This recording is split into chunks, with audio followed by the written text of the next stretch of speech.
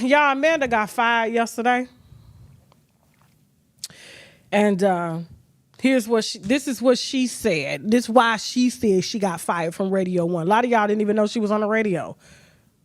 You know, they allowed folks like D.L. Hughley and Ricky Smiley to talk about me on their shows. I was told that the reason the show was not going to go further was because affiliates did not want a show that was polarizing, and also that I was not funny enough on a consistent basis. Those are too polarizing. Who wouldn't want a show that's polarizing? What network, especially Radio 1, who's struggling right now with views, wouldn't want a polarizing show? Okay, go ahead. But and then she said it wasn't funny. I believe it wasn't funny part. I ain't seen her smile now one time. One time, but I'm the angry black woman. She's not. She's light skinned. Let's go. And they're not wrong. These are not let me do a silly skit every morning times. At one point on the show where they called me and they asked me to stop referring to the genocide as a genocide, I played their little game for like a month. And then I just was like, I can't not refer to it as what it is. You know, they allowed folks like D.L. Hughley and Ricky Smiley to talk about me on their shows, to besmirch my merit because I was not a supporter because I was not a blind supporter of Kamala Harris. This is the first time I've ever been let go from a creative position. Pause. There's a lot. Wasn't she fired from Insecure? Put the comments up. I'm pulling up the resume. Wasn't she fired from Insecure? Furthermore, wasn't she fired from The Real? Huh? What?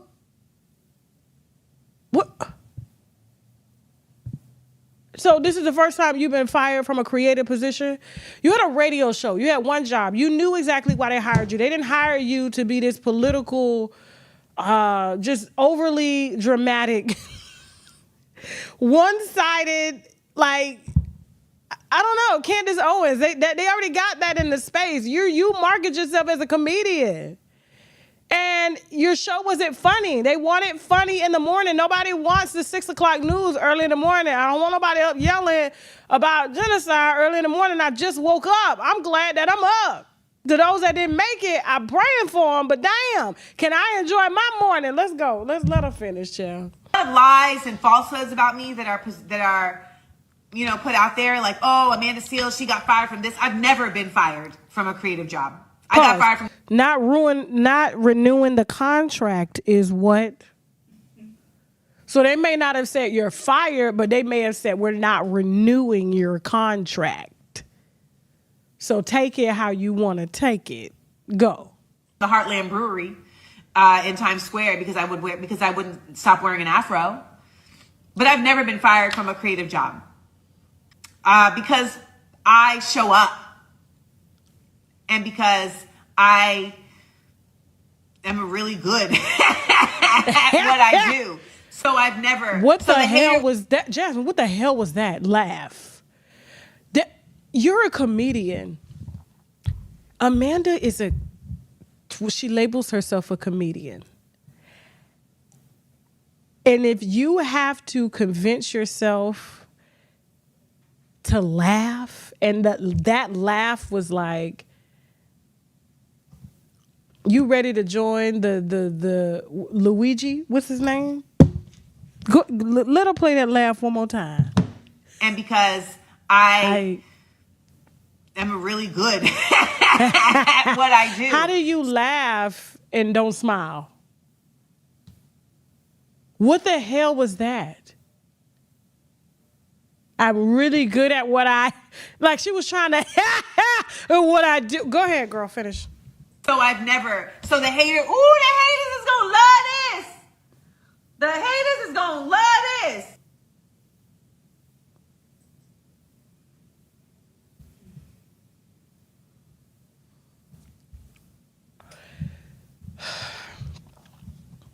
Should I share some exclusive information, Jasmine? So, just a little story. I have a team, okay? And this is a true story.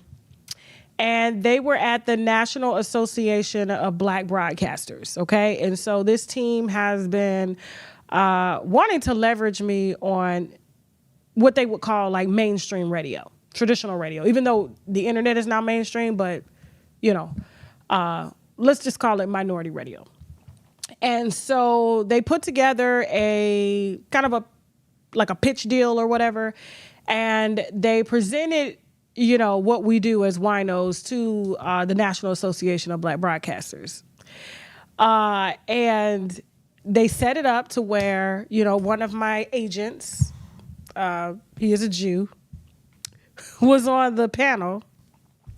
And then he had my PR, and they were, discussing what 2025 would look like, or 2026 would look like for talk. And they really needed to figure out how to merge what we're saying here on the internet onto mainstream radio without them, without it costing an arm and a leg to do it. Because, what we do on the internet is a bit dangerous, okay?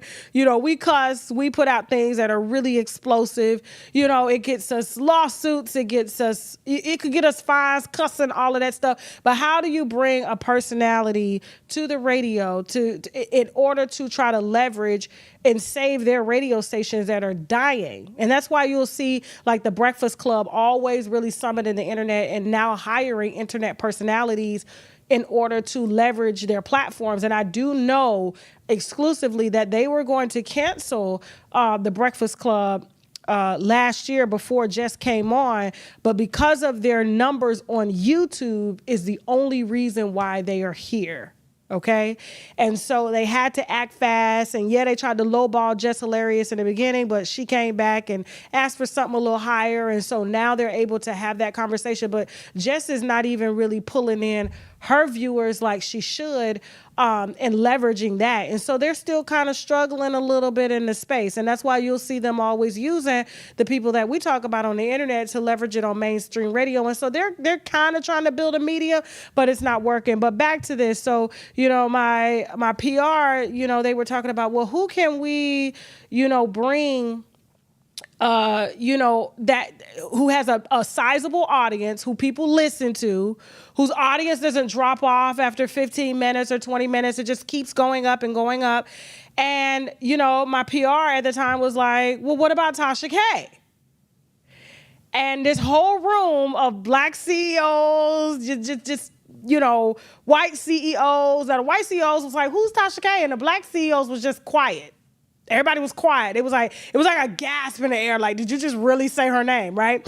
And so, to make a long story short, and then so, my agent kind of jumps in. He was like, yeah, when I look at Tasha K's metrics, like, the people they really, really like her. Like, she's real, she's raw, basically doing what he's supposed to do as an agent. You know what I'm saying? But with the truth. And so, Radio 1 had brought up, well, we got Amanda Seales. And they said, so that would kind of impose, and we can't have two black female personalities that are talking about the same subjects compete against one another on the same network. And you compared me to Amanda Seales? Like, it was just, to me, I felt like, I was just like, okay, first of all, what me and Amanda Seales do are very different, okay? She don't know what she is. She doesn't know whether she wants to be funny. She doesn't know what she wants to be loving. She doesn't know if she wants to be a history professor. She doesn't know if she wants to be an angry black woman one day. She doesn't know, and it's really hard to connect with her. And so, when they were trying to put her numbers up against mine, even though I have the lowest amount of followers, like, on Instagram, because they always try to gauge Instagram. They don't gauge like the platforms like this that really tell the metrics, okay? Like y'all been sitting here the whole time. Y'all ain't dropped off, right? That's what radio does. They you know, you got a front sale, you got to have commercials. People want to wait for you to come after the commercial or to wait for what you got to say. You know what I'm saying? They really want to hear you. For them, like it was like they were trying to bring in her cut and pasted edited videos the same way they did with Jess, because all of Jess's videos are edited. It's not like she can sit here and do this and talk to y'all for like an hour and a half and read to y'all and keep y'all interested without logging off. And they're both comedians, okay? They're both comedians, but they need sound effects. They need, you know, set up punchlines and cut and paste in order to make it funny, and for people to stay. And they've sold that to radio, and radio have given them big contracts to produce nothing. So when I see this video and they were comparing me to her, I was like, first of all, it's not like I wanted to go, like, even though radio is my first love, you know, this is something that my agents want me to do. They feel like it's a great space for us. And I'm just like, I feel like if I go back to the radio station, it's kind of going backwards a little bit, you know? But if there's money to be got, advertising dollars, and this is what it's about. She is supposed to sit there and talk about things that people can relate to, and in between them relating to the story, you can't talk about genocide and then throw a vacuum cleaner commercial right after you talk about genocide. It's not going to make people want to spend money. And at the end of the day, these white folks, these crackers got to get their money. And you're supposed to be the voice to do that. So I don't know. It's just funny watching her, and after they compared me to her, and I was like, don't you ever fix your mouth to compare me to no Jess Hilarious, and don't you ever fix your mouth to compare me to Amanda Seales. Don't do that no more. That really kind of hit me like, I know as hard as we work to build this over here to keep people laughing and happy and not triggering them to a point where they feel like, you know what I'm saying, their hair is staticky like hers and won't lay down with no gel because she refuses to use it.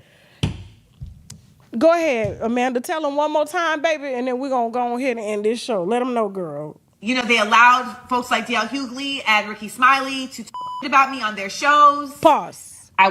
They're funny. People like to listen to them. They're funny. Go ahead. Told that the reason the show was not going to go further was because affiliates did not want a show that was polarizing, and also that I was not funny enough on a consistent basis. And they're not wrong. These are not let me do a silly skit every morning times. At one point on the show where they called me and they asked me to stop referring to the genocide as a genocide, I played that little game for like a month. And then I just was like, I can't not refer to it as what it is. You know, they allowed folks like D.L. Hughley and Ricky Smiley to talk about me on their shows, to besmirch my merits, because I was not a supporter because I was not a blind supporter of Kamala Harris. This is the first time I've ever been let go from a creative position. There's a lot of lies and falsehoods about me that are, you know, put out there, like, oh, Amanda Seales, she got fired from this. I've never been fired from a creative job. I got fired from the Heartland Brewery in Times Square because I wouldn't stop wearing an afro. Mm-hmm. But I've never been fired from a creative job. Because I show up, and because I am really good at what I do. So the haters is going to love this. The haters is going to love this. I just think, you know, and this is not a dig at autism, because, you know, she came out and said she was autistic, but I haven't seen autistic people who are great with people. They're more to themselves. They're more about themselves. They're more into themselves. They're not particularly worried about pleasing others. And so to me, it's very surprising that she even calls herself a creative and calls herself, an entertainer. And, because when you are an entertainer, you are a pleaser of the people. You are there to entertain them and to make them laugh. But if you're there only for yourself, okay, that she may be right. She may be a little bit on the spectrum, for real, okay? But listen, we wish her the best and hope that she's able to move on and move to different heights. And I'm sure she will. She's a smart girl. You know what I'm saying? But just don't ever fix your mouth to compare me, Radio 1, to this heifer ever again. Now, if you want to call my people, you know their number. We will gladly bring the Winos X Radio 1.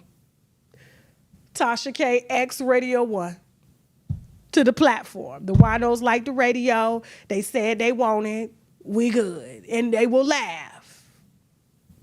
We laugh for real. Wine, gossip, and comedy. Moving on.